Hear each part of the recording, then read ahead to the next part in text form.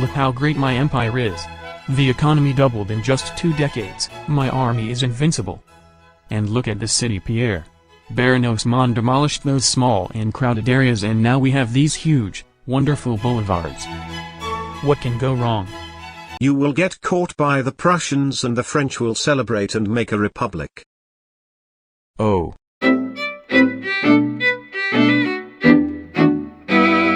Today we will talk about the Paris Commune, or the French Civil War of 1871. Don't get confused with the famous French Revolution of 1789. Everything started in 1870. France is one of the most powerful nations in the world. It already had a huge colonial empire, and Paris alone counted 2 million people, mostly working class. At that time the Emperor of France was Napoleon III, nephew of Napoleon I. He grew up in Switzerland with his mom. My son, do you see this beautiful painting? Yes, the horse is beautiful. I was talking about your uncle. This is Napoleon I, one of the greatest military leaders of the world. He was the great emperor of France. Wow, I want to be an emperor, and I want to go to France, Mommy. We cannot go there. Your uncle was banished from France. Yes, but he came back, right? Yes. Then he got kicked out again. Maybe someday you can return to France and become a great emperor like your uncle. When Louis Napoleon was growing up, he became interested in the idea of national liberty. He actively participated in many rebellions. He took part in a plot against the papal government, which failed. He joined the rebellion in central Italy, which also failed. Damn it. My dear comrades, we need to be free from this tyranny. We can overthrow the monarchy of King Louis Philippe. Together. Lock him. God damn it. 4 years later, near Boulogne, France. Hey Napoleon, what brings you back? As usual, my political interest. France will be better if you come with me and overthrow. Lock him. God damn it. He was sentenced to life in prison. In 1846, he managed to escape France, and fled to England. When 1848 came, there were numerous revolts in France. Remember the time France used to be a republic? Yes, that went well. Let's do that again. King Louis Philippe finally abdicated in 1848. Morning, darling. Good morning, Napoleon. Last night was great. You're so beautiful. I want to stay with you, forever. Sir, the King of France abdicated. Bye. Hello, France. Looking for a president? In 1848, Napoleon finally succeeded in his political conquest. This time, as a president of the Second Republic of France. His success was mainly due to his name, and his relation to Napoleon I. Finally, I'm the president of France. I promise to do my duty as president. I promise to honor the Constitution. Then 1851 came, and his presidency was about to end. How can I break this Constitution? You want to be president for the second time? No, Francois. I want to be the president. Forever. Hey, I have a little favor to ask. Can you rewrite the Constitution, for me? No. He failed to get the 3/4 majority, so he overthrew the government. In 1852, supported by a referendum, in which the majority of voters agreed to his claim of power, the Second Republic ended, and the Second French Empire was declared. Hey, remember me, losers? Say hello to your new emperor. We won the war in Crimea, and also the Italian campaign was a success. Emperor, everyone is against us. The monarchist wants the return of the Orleans family to the throne. And the labor class is asking for more rights and freedoms. Not to mention, the Republic. Napoleon III will tell a foreign ambassador. It's difficult to make reforms in France. We usually do revolutions, not reforms. Napoleon III is actually scared of new revolutions. Baron Osman designed the new Paris with its famous boulevards, also in order to potentially place some artillery in them, and move the cavalry faster, to stop the rising masses. Fine. If that's what they want, let's give them free press, and freedom of association. Emperor, I think that was a mistake. Why? The newspapers are writing bad things about us. Close those newspapers. And arrest those journalists. Too late. The emperor demonstrated to be weak. And he is actually physically sick. He has gallstones. Beneath a brilliant facade, the whole reign of Napoleon III was falling apart. In 1869, at the last masquerade ballet, the Empress of France, Eugenie, appeared dressed as Marie Antoinette. For many, that was not a good omen. In January 1870, at a Republican banquet, people cheered for the bullet that will free France from Napoleon III. In the summer of 1870, Spain was without a king. The European nations had to nominate a prince who would take the throne of Spain. Prussia proposed a German prince. These Prussian people think they can just put a German in the Spanish throne? Emperor, this is the occasion we were looking for. It's perfect. This is our chance to demonstrate that we are still strong, and that we are still able to have a voice in Europe. If you want this boy to reign, you have to teach Prussia a lesson. Prussia at that time was in the middle of the process of unification of all the German territories. It needed to show that it was a strong country as well. His ruler, Chancellor Otto von Bismarck, needed a victory against a superpower like France, in order to show his hegemony. Hey, about that Spanish thing. Yep. You sent this response letter, which I think it's a bit impolite. So? I declare war. And so it was. On the 19th of July 1870, France declared war on Prussia. Instantly, the press started to support the emperor, and the public opinion turned to his favor. However, something that was completely unimaginable for most, was the fact that Prussia had great military power, and France had no hope whatsoever. Only one person knew that. It was the French ambassador in Washington, Lucien Anatole Prévost-Paradol. He will write to Paris. I've studied Prussia for years, they will destroy us. After that, he will commit suicide, shooting himself in the head with a gun. In fact, the war started in the worst way possible. At the beginning of August, France started losing key battles at the border. In Paris there was panic. People started cutting trees in order to make barricades, just in case the Prussians reached the city. In the streets, many people started protesting against the government. On the 9th of August, Empress Eugenie sent a telegraph to Napoleon III, who was fighting at the border. The squares are full of people protesting, mostly from the labor class. They've already started supporting the Republic. Should I come back? If you do, it will be a revolution. Therefore, Napoleon III decided to stay with his army until the very last moment, when on the 2nd of September, in a location called Sedan, he and his army were surrounded by the Prussians and forced to surrender. He's now a prisoner of the Prussians. The news reached Paris on the night of the 3rd of September. The emperor is probably dead by now. Get the champagne. Let's celebrate. Champagne. You can't even afford a baguette. Oh, I found something. Voila. Bon appetit. On the 4th of September, the crowd reached the palace of the parliament, establishing the republic. Empress Eugenie ran away, disguised inside a carriage, borrowed from her dentist. All the ministers flew away as well. Up to that point, there was no violence at all. The establishment of the republic made everyone happy. The armed forces were on the side of the people too. The point of view of the monarchists was like, we're losing a war.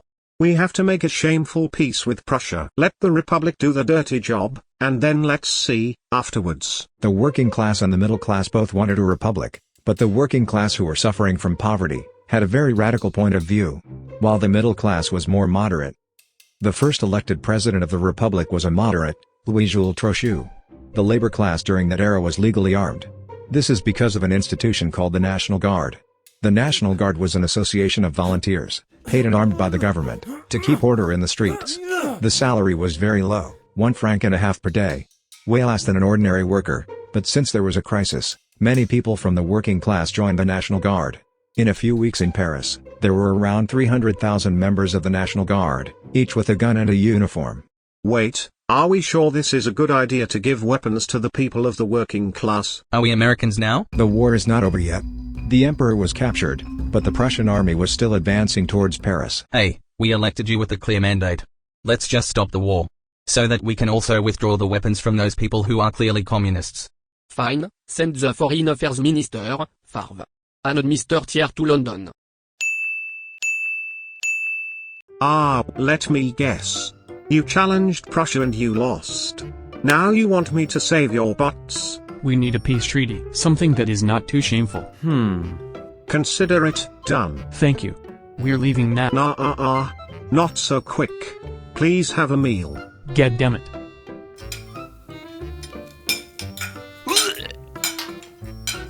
What's the matter? Eat your fish, Favre. We're asking a favor. Keep swallowing. I see you finished it quickly.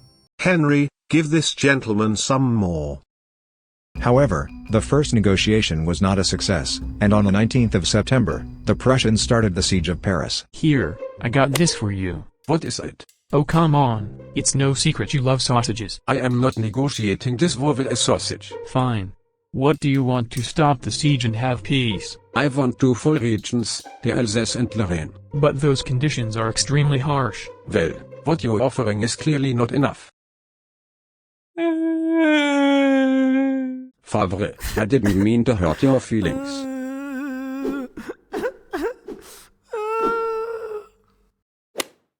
I'm not sure your tears are real, Favre. Are you sure you don't want the sausage? Chancellor Otto von Bismarck will write in his diary. It looked like he was crying. Therefore, I went toward him to give him support. But at that moment, I realized that he didn't drop a single tear. It was just a scene to impress me, like the lawyers from Paris in the tribunal. So, the two nations couldn't find a deal, and the siege of Paris continued for 4 months. There was a famine. People started eating dogs, cats and rats, as well as the elephants and camels from the zoo. I'm starving. Me too. Dinner solve. Okay. In December, the temperature was between -5 and -20 degrees. The Seine River for 3 weeks stayed completely frozen.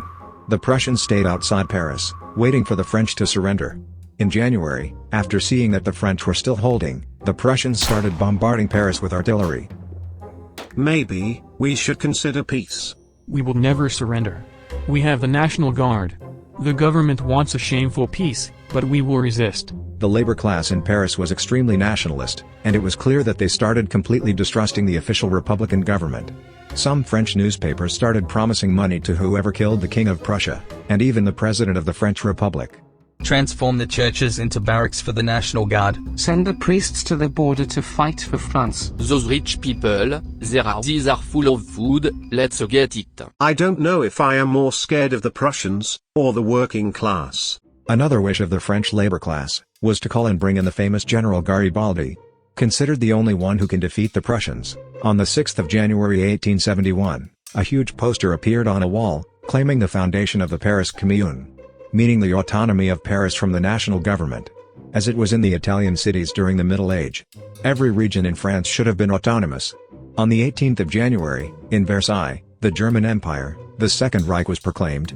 Prussia was able to reunite all the German states into one nation.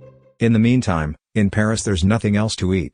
The national government is forced to surrender, accepting the harsh conditions from Chancellor Bismarck. The French national government is now scared. Now that we surrendered to Prussia, there might be another revolution. Only God knows what will happen in Paris, when we will be forced to tell them the truth. Bismarck will tell Favre. Are you scared of your own National Guard?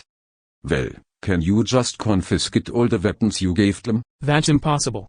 If we try to get those weapons from the National Guard, there will be a revolution. You are fools. Sooner or later, the National Guard will have to be brought to its senses. You will get nothing by waiting. Let the people start the riot, so you have a reason to attack them. You can defeat them now that you still have an army. On the 28th of January, the armistice was signed. It's not the peace treaty yet. It's just a ceasefire agreement. Don't worry, this is just a ceasefire agreement, nothing has been decided yet. Let's call the general elections, and the new parliament will decide if the war should continue, or not. The people in Paris were so hungry that they initially didn't react to that. The Prussian soldiers started distributing food and water to the people. After a few days, the food for the people started arriving from the UK as well. Everything seems to go better. On the 8th of February, there were elections. The whole of France elected candidates who were in favor of peace, apart from Paris. However, 1/3 of France is still occupied by the Prussians, and many French soldiers are still prisoners, so they couldn't vote. We will continue the resistance. Even the Italian Giuseppe Garibaldi was elected in Paris. Ciao. Hey, only a Frenchman can be elected in the French parliament, get out of here. However, you may leave the pizza. Also the spaghetti. The new parliament was definitely not revolutionary, it was very monarchist, Catholic and conservative. Plus, because of the siege, the parliament was not in Paris, but in Bordeaux. On the 17th of February, a new government was formed. The new prime minister was Thiers. The decision of having Thiers as prime minister created dismay in Paris. The National Guard paraded in Paris with mourning flags. The parade lasted for 8 hours. On the 26th of February, Thiers signed the peace treaty. I signed the peace treaty, but don't worry my people. The Prussians will not enter Paris, we will not get humiliated at all. Hey, I want to add something small to a peace treaty. What? We will do a victory parade in Paris. No!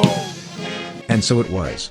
On the 1st of March, the Prussian army marched under the Arc of Triumph. and through the Champs-Élysées, in Paris. Hey, what's up? Oh, nothing. Just hiding from the French people. Ah, yes. Lately they seem to like onions more than you. Bismarck, I'm scared of the National Guard. Come on, they're just ordinary people. Sure, ordinary people, with guns. Can you please help me confiscate their weapons? No. But don't worry, we'll always have your back. Yep, that's what I am afraid of. After 2 days, the Prussians left Paris. Most of the regular French soldiers were still prisoners of the Prussians, so the only armed force in Paris was the National Guard, which was made mostly of the people of the working class. In the meantime, the parliament in Bordeaux.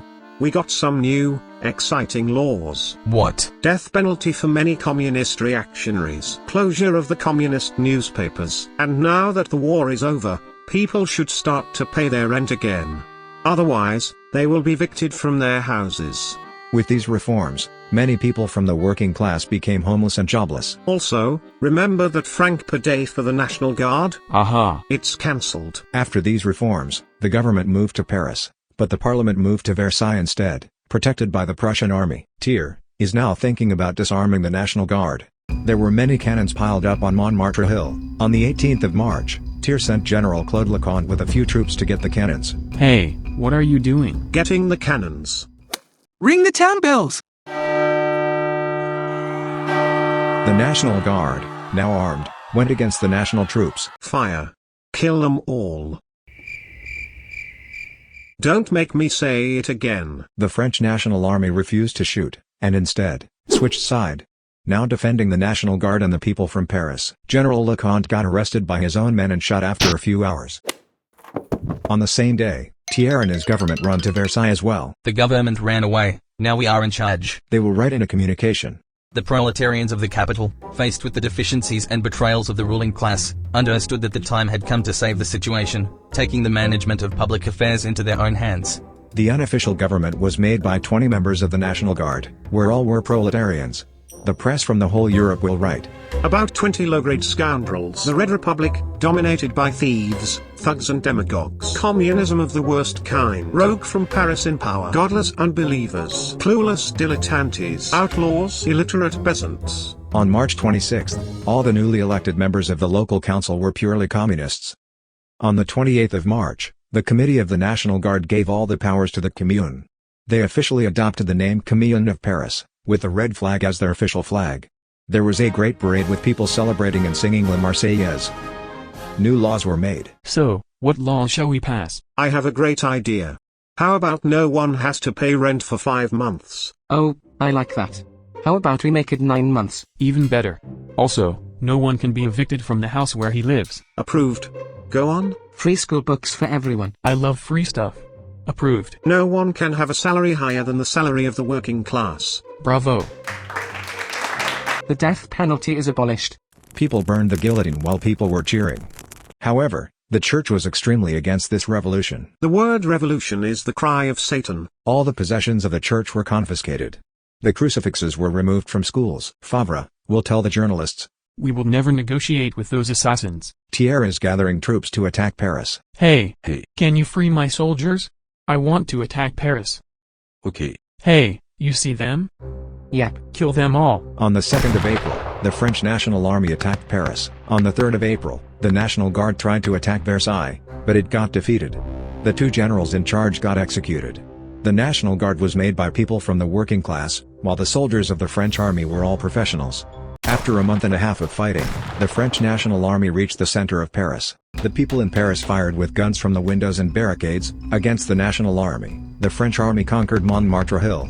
49 random revolutionaries, including women and children, were executed where General Claude Leconte was killed. The French army killed even the doctors in the hospitals of the Commune. Thousands of prisoners were caught and brought to Versailles.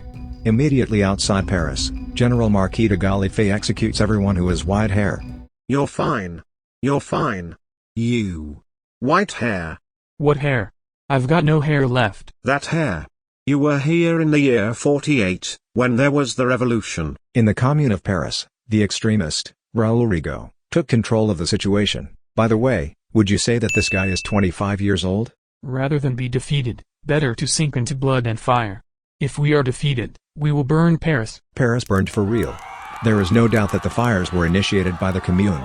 They also burned the imperial palace, Palais des Tuileries, which in fact nowadays does not exist. Today there is only the Tuileries Garden. The Commune started killing the hostages as well. The French army is executing our men. We will execute their men as well. We will also arrest everyone who does not agree with the Commune. Even the Archbishop of Paris, Georges Darbois, got arrested. In the 1800s, the church was considered an enemy of progress and democracy. Kill the hostages, kill them all. Fine. Kill those 6, including the Archbishop. On the 24th of May, the Archbishop of Paris was executed. At that time, it was way worse to kill an archbishop, rather than thousands of people in the streets. On the 25th of May, a brigade of the National Guard, without orders, executed all the Dominican friars of a convent. On the 26th, another 50 hostages were executed, mostly priests, friars and policemen. On the 28th of May, the war was over. Paris was fully reconquered by the National Army. However, the executions didn't stop. Your hands are covered with gunpowder? You'll get executed. Do you have bruises on your shoulder? You'll get executed. Many people tried to escape, even though the German troops were still surrounding the city. There were many times the Prussians let those people pass. The executions lasted for at least 6 months after the end of the war. 2 years after the war, the French government decided to build a huge basilica to atone for the crimes of the revolutionaries, especially for the execution of the Archbishop. This is how the Basilica of the Sacred Heart was born. After 10 years, a general amnesty was proclaimed for everyone involved. And the people who were deported started returning to Paris. 2 months before that, there was the first pilgrimage to the Pere Lachaise cemetery, where the revolutionaries were executed. Today is one of the most visited places in Paris, with 3 million visitors each year. There's a table in there that says, "To the deaths of the Commune, 21 May 28, 1871. The French Civil War caused between 8,000 to 20,000 deaths in the streets of Paris. Way more than the people killed with the guillotine by Robespierre, or the Nazi occupation in Paris." The painter, Pierre-Auguste Renoir, will write, "They were mad, but they had that little flame in them, that never goes out."